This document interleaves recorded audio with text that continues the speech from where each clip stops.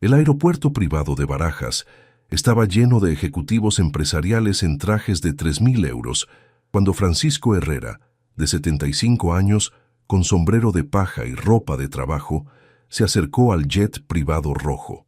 Las risas y comentarios despectivos comenzaron inmediatamente, mientras todos lo miraban como si fuera un vagabundo perdido en el lugar equivocado. El piloto Carlos Mendoza, patrimonio de 200 millones, se unió a las burlas hasta que Francisco sacó tranquilamente del bolsillo un documento que hizo palidecer a todos. Era el certificado de propiedad del jet, de la aerolínea y de todo el aeropuerto privado. El hombre al que habían ridiculizado por su ropa sencilla resultó ser Francisco Herrera, el millonario más discreto de España, propietario de media Latinoamérica y de todo lo que los rodeaba. Se quitó el sombrero revelando ojos de hielo y observó en silencio los rostros impactados de quienes lo habían humillado. Lo que ocurrió después en las siguientes 24 horas cambió para siempre la vida de todos los presentes y les enseñó una lección que nunca olvidarían sobre la verdadera naturaleza de la riqueza. El aeropuerto privado de Barajas brillaba bajo el sol de mayo, cuando los magnates de la industria española se reunieron para el vuelo charter hacia Buenos Aires.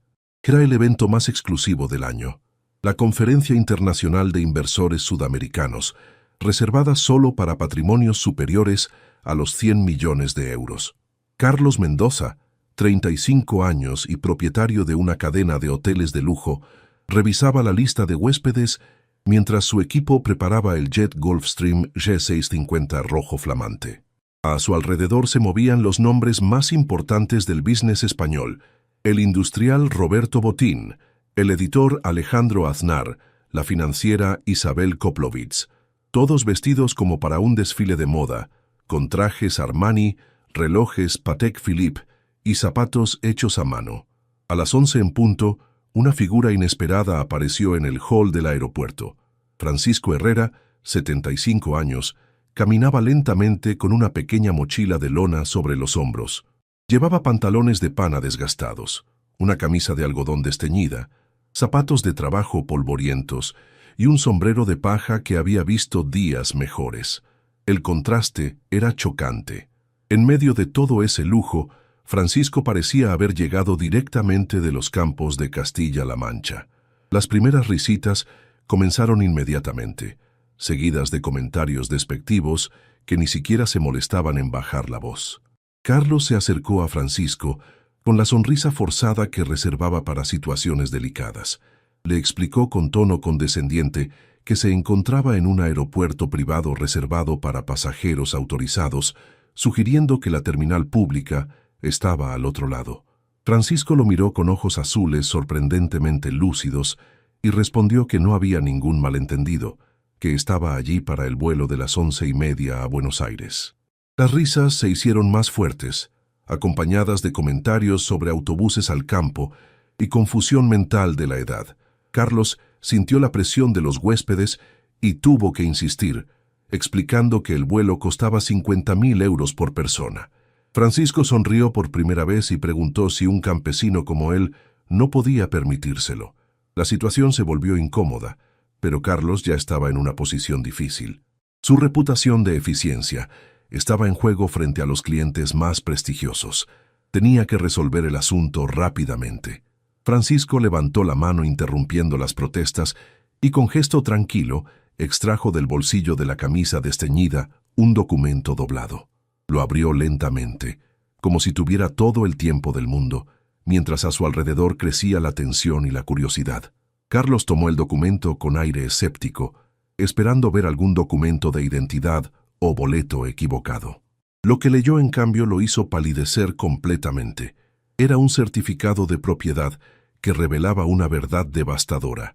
El jet Gulfstream G650 rojo pertenecía a Francisco Herrera. No solo eso, toda la flota de aviones privados del aeropuerto estaba registrada bajo su nombre, y el aeropuerto mismo era una propiedad de Herrera Holdings. El silencio que siguió fue ensordecedor. Francisco observó las caras impactadas a su alrededor, luego se quitó lentamente el sombrero de paja, revelando cabello blanco cuidadosamente peinado, y esos ojos azules que ahora brillaban con una inteligencia aguda e implacable. Carlos miró el documento con manos temblorosas, leyendo y releyendo los números que parecían imposibles. Francisco Herrera no era solo propietario del Jet, sino de una red de propiedades que se extendía por 3 continentes.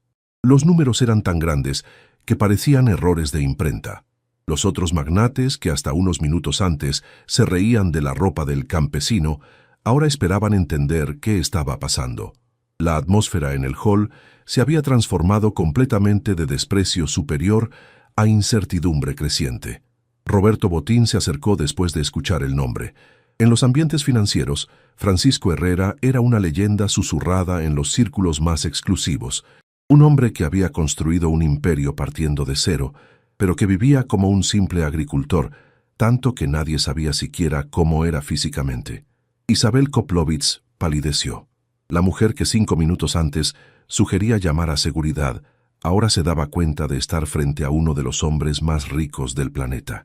Sus investigaciones financieras habían mencionado a menudo Herrera Holdings, pero Francisco era tan reservado que su identidad permanecía como un misterio. Francisco extrajo del bolsillo otro documento, la invitación oficial a la conferencia de Buenos Aires. Su nombre estaba claramente en la lista como Francisco Herrera, sector agrícola y minero sudamericano. Todos los presentes se dieron cuenta de que acababan de humillar públicamente a uno de sus huéspedes más importantes. Carlos se sintió morir. No solo había ofendido al propietario del avión, sino que lo había hecho frente a los clientes más prestigiosos. Su carrera parecía terminada antes de empezar. Francisco observó la transformación en las expresiones a su alrededor, del desprecio al miedo, de la arrogancia a la vergüenza. Alejandro Aznar intentó una recuperación desesperada, hablando de la reputación de Francisco en el sector, pero el hombre mayor lo interrumpió con una simplicidad que sonaba casi cortante. Había notado que nadie esperaba ver a un millonario vestido de campesino, y ahora lo sabían.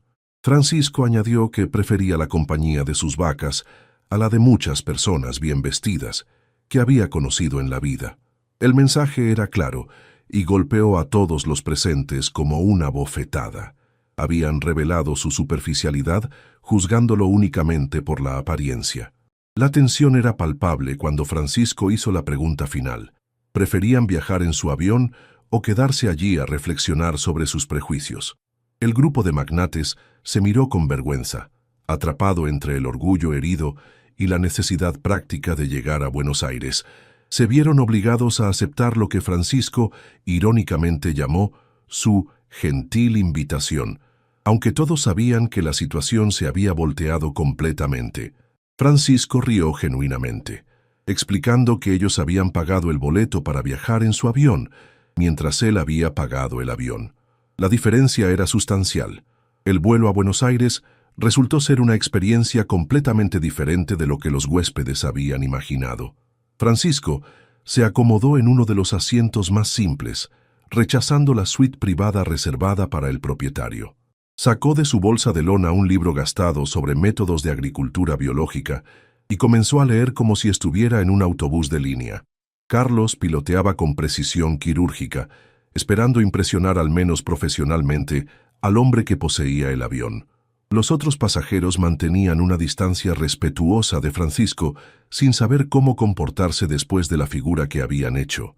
Roberto Botín fue el primero en intentar un acercamiento, aproximándose con champán y cumplidos sobre su envergadura.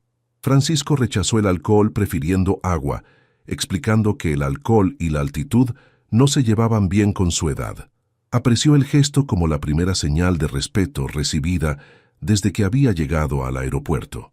Botín preguntó con curiosidad cómo había comenzado, dado que la historia de Francisco no era muy conocida en sus ambientes. El hombre mayor cerró el libro y por primera vez pareció dispuesto a hablar realmente de su vida. Francisco contó que había comenzado con 2 vacas y un campo de maíz en Argentina en los años 70. Su padre era un inmigrante español, albañil, que lo había enviado a Sudamérica con los ahorros de una vida. $5,000 y la promesa de trabajar más que cualquier otro. Los primeros 10 años los había pasado durmiendo en una barraca sin electricidad, ordeñando vacas al amanecer y sembrando maíz hasta el atardecer. Los vecinos argentinos lo llamaban el español loco, porque trabajaba también los domingos, cuando todos los demás descansaban. El grupo escuchaba fascinado mientras Francisco explicaba cómo en los años 80 había entendido que Argentina se convertiría en el granero del mundo. Había comprado tierra cuando no costaba nada, invertido en tecnologías cuando otros se reían, y sobre todo reinvertido todo lo que ganaba en lugar de comprar ropa cara. En 1995 poseía 100.000 hectáreas. En 2000, 1 millón. Francisco hizo una pausa, como si estuviera haciendo cuentas. Luego reveló que hoy sus abogados le decían que controlaba el 3% de la producción mundial de soja, más minas de litio, ranchos ganaderos desde Brasil a Paraguay y varias inversiones en Europa, incluyendo el aeropuerto donde se habían encontrado. El silencio que siguió fue absoluto. Estos magnates que se creían en la cima del éxito se daban cuenta de estar frente a un nivel de riqueza que escapaba a su comprensión. Isabel preguntó genuinamente por qué seguía viviendo como un campesino a pesar de todo. Francisco explicó que tenía casas de 200 millones en todo el mundo, chefs estrella disponibles, armarios llenos de ropa firmada nunca usada, pero prefería su barraca original, su guiso de frijoles y esos trapos cómodos. La razón era simple.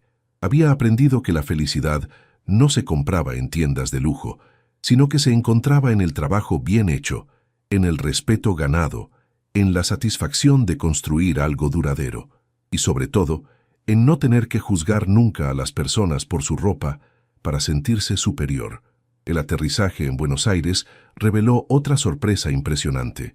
El aeropuerto privado Jorge Newbery Airfield había sido completamente vaciado para recibir el jet de Francisco. Una flota de Range Rover negros esperaba en la pista, junto con un pelotón de guardias de seguridad en ropa civil. El comandante Miguel Rodríguez, jefe de la policía aeroportuaria, saludó a Francisco con respeto casi reverencial, informándole que el presidente lo esperaba para el desayuno privado del día siguiente. Francisco explicó a los huéspedes asombrados que cuando das trabajo a 500.000 de personas, los políticos tienden a recordarlo.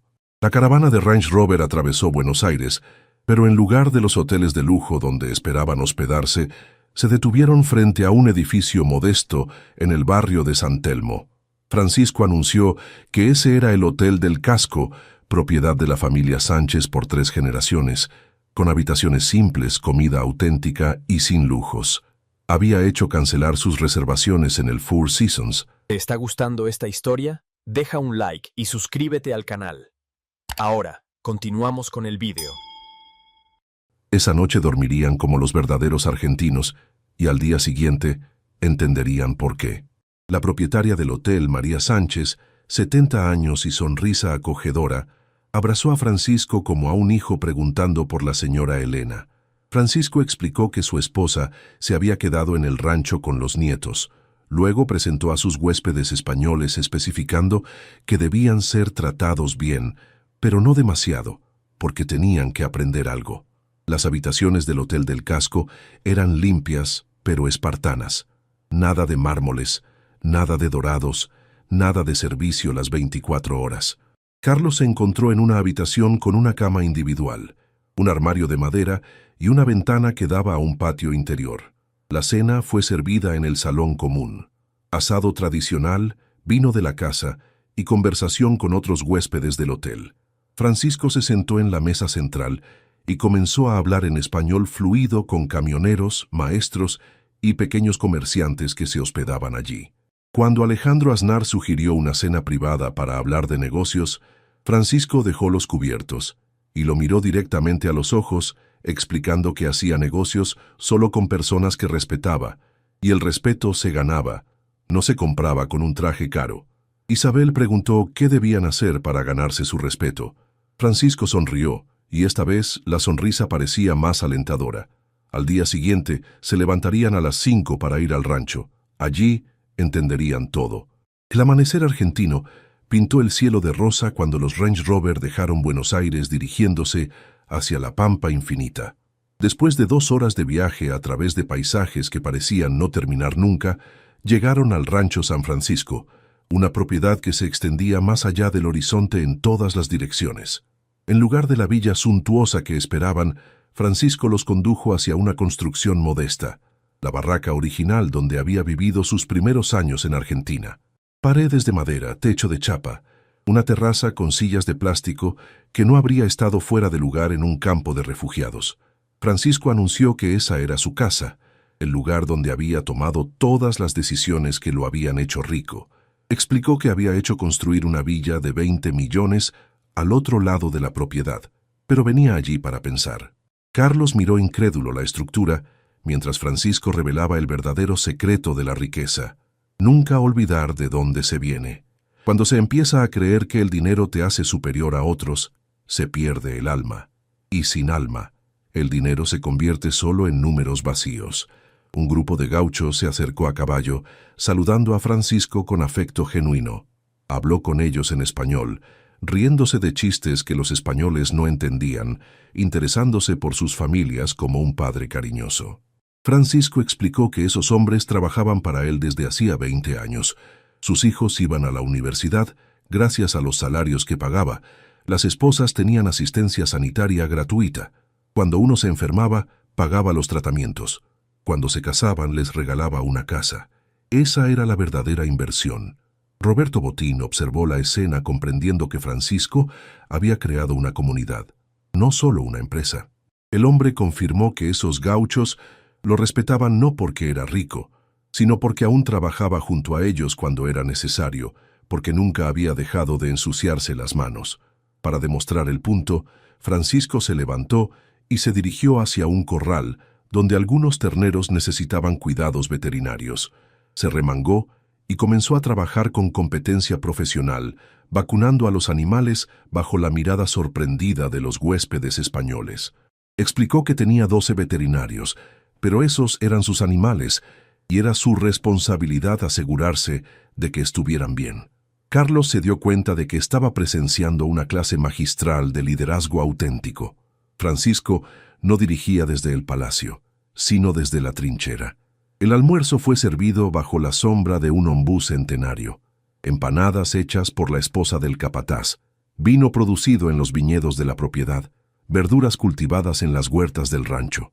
Francisco comió con las manos sucias de tierra, riéndose de las historias de sus hombres, explicando que ese era el verdadero lujo. Por la tarde, visitaron las instalaciones modernas, silos computarizados, tractores autónomos guiados por GPS, laboratorios donde analizaban la calidad del suelo. Francisco aclaró que respetaba la tradición, pero abrazaba la innovación.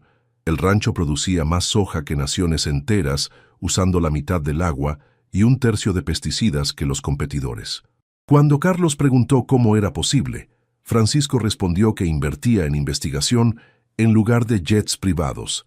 Luego añadió con sonrisa maliciosa que naturalmente también tenía jets privados, pero solo después de resolver los problemas reales.